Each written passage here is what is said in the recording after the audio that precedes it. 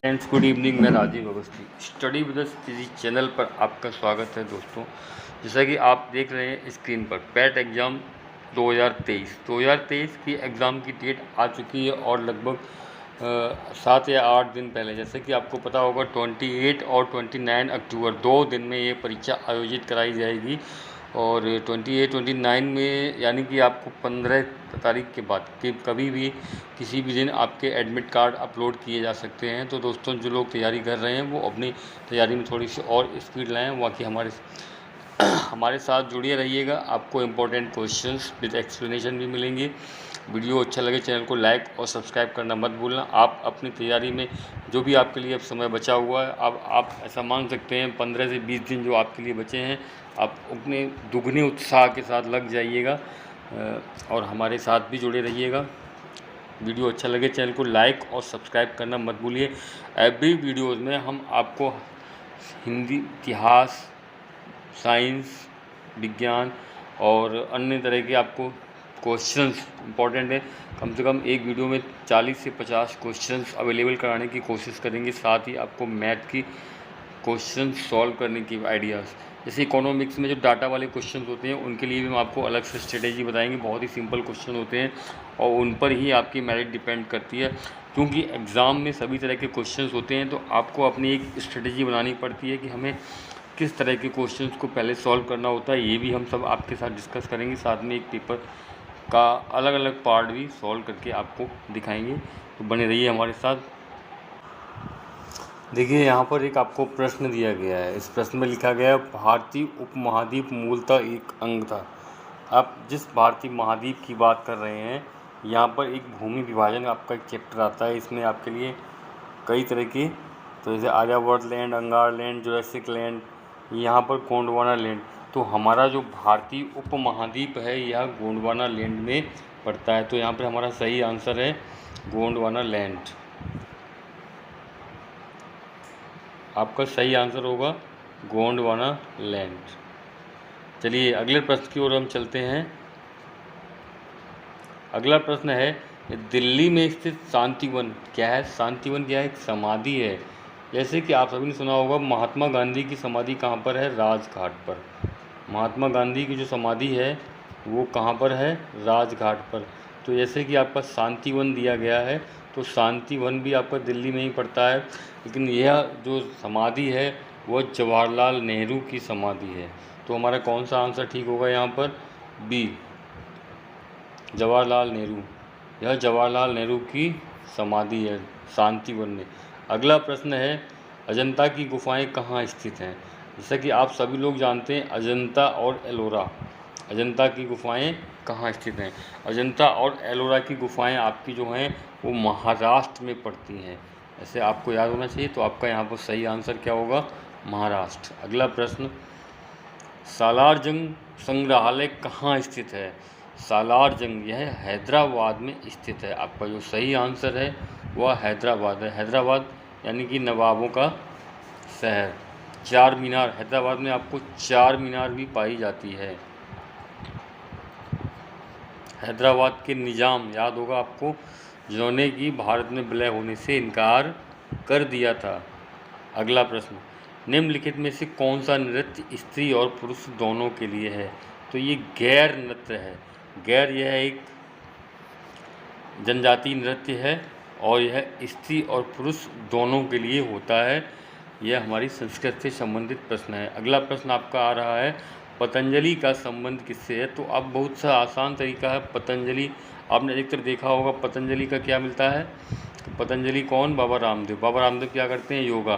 तो यहाँ पर पतंजलि का संबंध किससे है? योग दर्शन से। तो यहाँ पर आपको याद करने में कोई भी दिक्कत नहीं आएगी। पतंजलि क्या है, प्रोडक्ट है, कौन प्रोडक्ट निकालता है, बाबा रामदेव। और बाबा रामदेव क्या करते हैं, बाबा रामदेव आपके योग सिखाते हैं और औषधि देते हैं आयुर्वेद की। तो पतंजलि संबंधित हो गया योग दर्शन से। अगला प्रश्न है आपका, ब्रह्म समाज के संस्थापक कौन से हैं। ये बहुत ही सामान्य प्रश्न देखने में लगता होगा, किंतु मैं आपको बता दूं ये प्रश्न है अधिकतर परीक्षाओं में पूछा जाता है। जो राजा राम मोहन राय थे, जिनको राजा की उपाधि किसने दी थी, ये भी आपको पता होना चाहिए। इनको राजा की उपाधि किसके द्वारा दी गई थी, तो राजा राम मोहन राय ब्रह्म समाज के संस्थापक हैं। कमेंट में बताइएगा राजा राम मोहन राय को राजा की उपाधि किसने दी थी। अगला जो है लोसांग उत्सव। लोसांग उत्सव ये अधिकतर पूछा जाने वाला प्रश्न है। विभिन्न तरह के उत्सव मनाए जाते हैं, जैसे कि आपका लोसांग उत्सव है, ये आपका सिक्किम में मनाया जाता है। लोसांग उत्सव है आपका सिक्किम में। एलोरा की गुहा मंदिर संबंधित हैं, बहुत ही अच्छा प्रश्न है। अजंता और एलोरा की गुफा ही है, हिंदू धर्म और बौद्ध धर्म दोनों से ही संबंधित है।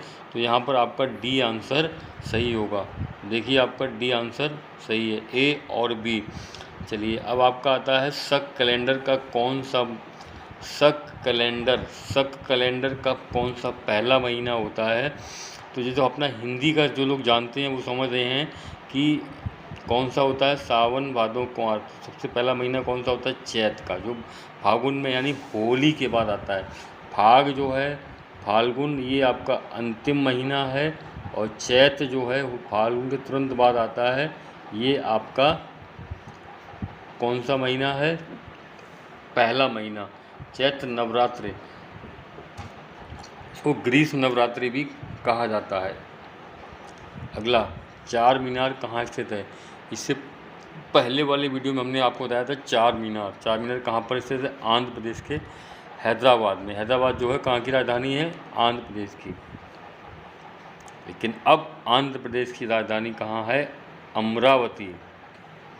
और हैदराबाद किसकी राजधानी है, तेलंगाना की। विभाजन के बाद तेलंगाना एक अलग राज्य बन गया है। अगला प्रश्न है, अंतर्राष्ट्रीय मजदूर दिवस कब मनाया जाता है। जब गर्मी होती है, बहुत ज़्यादा पसीना आता है, तो अंतर्राष्ट्रीय मजदूर दिवस मनाया जाता है। यानी कि अंतर्राष्ट्रीय मजदूर दिवस 1 मई को मनाया जाता है। अगला प्रश्न, नौकरशाही की नियुक्ति की प्रकृति कैसी होती है। नौकरशाही की नियुक्ति की प्रकृति कैसी होती है, अस्थायी।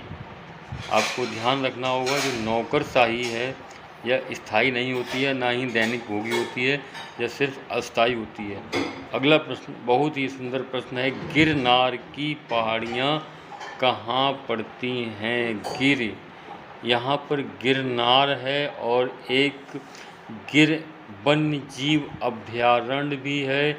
और ये कहाँ पाया जाता है, गिर वन्य जीव अभयारण्य और गिरनार की पहाड़ियों में ही पाया जाता है। और ये कहाँ मिलती हैं ये पहाड़ियाँ आपको मिलती हैं गुजरात में। तो गिरनार की पहाड़ियाँ कहाँ स्थित हैं, गुजरात में। तो आपका प्रश्न सही है, उत्तर आपका गिरनार की पहाड़ियाँ कहाँ स्थित हैं, गुजरात में। अगला प्रश्न है, माइकल एंजेलो वायरस विश्व में चिंता का कारण कब बना हुआ था। तो सन 1993 में, वर्ष 1993 में माइकल एंजेलो नामक वायरस विश्व में चिंता का कारण बना हुआ था। जैसे कि 2019 में कौन सा वायरस था, कोविड। इसी तरह से 1993 में माइकल एंजेलो नामक वायरस विश्व में चिंता का कारण बन गया था। चलिए अभी कुछ प्रश्न और देखते हैं हम।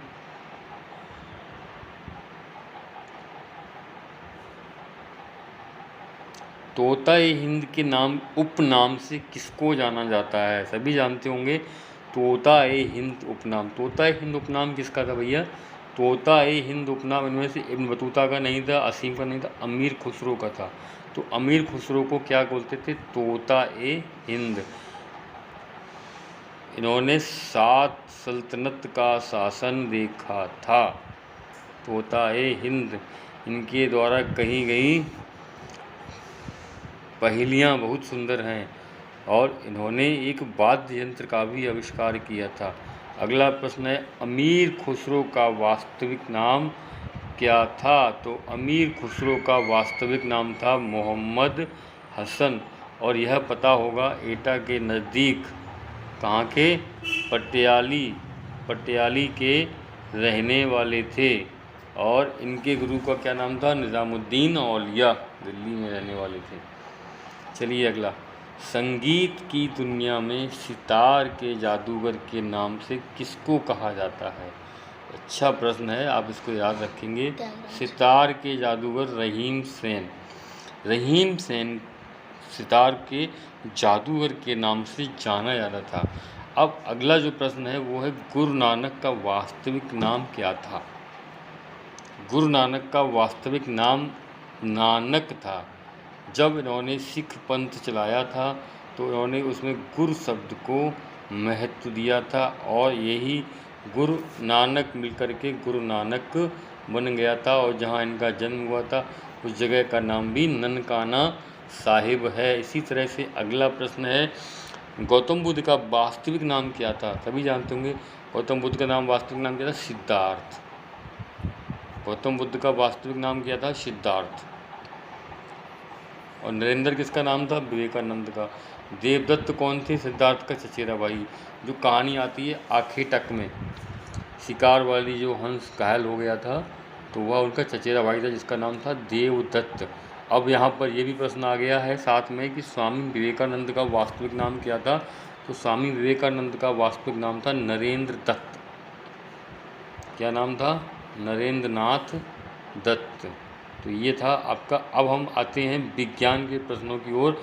सबसे पहले हम जीव विज्ञान के प्रश्नों की ओर चलते हैं। अब हम यहाँ पर कुछ प्रश्न जीव विज्ञान से संबंधित करेंगे। तो यहाँ पर पूछा गया है कि शरीर की सबसे बड़ी ग्रंथि कौन सी होती है? तो आपको पता होना चाहिए यकृत, जिसका नाम होता है इंग्लिश में इसको हम कहते हैं लीवर। तो यहाँ पर शरीर की जो सबसे बड़ी ग्रंथि है वो कौन सी है? लीवर। अगला प्रश्न है, मनुष्य में मादा जनन अंग से किस हार्मोन का स्राव होता है? तो मादा जनन अंग से रिलैक्सिन हार्मोन का स्राव होता है। इस तरह के प्रश्न अधिकतर पूछे जाते हैं। मनुष्य में ऐच्छिक गतियों का नियंत्रण किसके द्वारा होता है? आपको पता होना चाहिए सेरिब्रम या सेरिबेलम। तो ऐच्छिक गतियों का कंट्रोल सेरिब्रम के द्वारा होता है, जो मनुष्य के मस्तिष्क का ऊपरी भाग होता है उसके द्वारा गतियों का नियंत्रण, जो हमारा चलना है और बैलेंस बनाना है, ये सारा जो नियंत्रण है ये किसके द्वारा होता है? सेरिब्रम के द्वारा। अगला प्रश्न है, शरीर का तापक्रम कहाँ नियंत्रित होता है? तो हाइपोथैलेमस ग्रंथि जो होती है वो हाइपोथैलेमस ग्रंथि हमारे शरीर का तापमान नियंत्रित करती है। और किस तरह से? यह पसीने को बहाकर क्या करती है? हमारे शरीर के तापमान को नियंत्रित करती है। अगला प्रश्न है, अमीबा में भोजन का अंतर्ग्रहण किसके द्वारा होता है? बच्चों, जैसा कि आपने देखा होगा इस तरह का एक चित्र होता था जिसको हम अमीबा कहते थे और यहाँ पर क्या था, उसमें जो भोजन का अंतर्ग्रहण करने का तरीका यही था, उसके भोजन के अंतर्ग्रहण करने का तरीका था कूटपाद। क्या करता था वह? भोजन के चारों ओर एक घेरा बना लेता था और घेरा बना करके उसमें भोजन को अवशोषित कर लेता था। अगला प्रश्न है हमारा कि निम्न में से कौन सा एंजाइम लार में पाया जाता है? तो ट्राइलिन, जो मुंह से खाना खाने से पहले जो पानी से निकलता है इसको हम लार बोलते हैं। इसमें ट्राइलिन एंजाइम पाया जाता है और यह भोजन के पाचन में बहुत अधिक सहायक होता है, इसलिए हमको अनावश्यक रूप से थूकना नहीं चाहिए। वह प्रक्रिया जिसके द्वारा मनुष्य श्वास ग्रहण करता है तथा छोड़ता है, श्वासोच्छ्वास। श्वास लेना और छोड़ना ये कहता है श्वासोच्छ्वास। अगला प्रश्न, ऊर्जा उत्पादन के लिए कोशिका प्राय किसका उपयोग करती है? देखिए, ऊर्जा उत्पादन के लिए एक तो अमीनो अम्ल होता है, ये प्रोटीन निर्माण में सहायक होता है। वसा अम्ल होता है, ये भी नहीं आपका ऊर्जा निर्माण में। ग्लूकोज और सुक्रोज। तो सबसे प्रथम ग्लूकोज जो है कोशिका में ऊर्जा उत्पादन का कार्य करता है, यानी कि कोशिका ऊर्जा उत्पादन के लिए ग्लूकोज का उपयोग करती है। अगला प्रश्न है, किस प्रक्रिया द्वारा पौधों में ऑक्सीजन बाहरी वातावरण से कोशिकाओं में पहुंचता है? तो बाहरी वातावरण से ऑक्सीजन कोशिकाओं में किस तरह से पहुंच सकता है? प्रकाश संश्लेषण में तो नहीं होता है, ताकि प्रकाश संश्लेषण आपका गलत हो सकता है। आपका जो है विसरण की क्रिया द्वारा बाहरी वातावरण से ऑक्सीजन कोशिकाओं में पहुंचता है। अगला जो प्रश्न है, श्वसन की अभिक्रिया में खाद्य पदार्थों की परिणति क्या होती है? तो श्वसन की अभिक्रिया में खाद्य पदार्थों की परिणति यानी कि खाद्य पदार्थों का विघटन होता है, और विघटन के लिए ऑक्सीजन की आवश्यकता होती है। खाद्य पदार्थों का पौधों में स्थानांतरण मुख्य रूप से कौन सा होता है? तो खाद्य पदार्थों का पौधों में स्थानांतरण सुक्रोज के रूप में होता है, और मनुष्यों में ग्लूकोज के रूप में होता है। एक स्वस्थ मनुष्य का रक्तचाप कितना होता है? 80 और 120। स्वस्थ मनुष्य का रक्तचाप 80 और 120 के बीच में पाया जाता है। तो वीडियो अच्छा लगे चैनल को लाइक और सब्सक्राइब करते रहिएगा।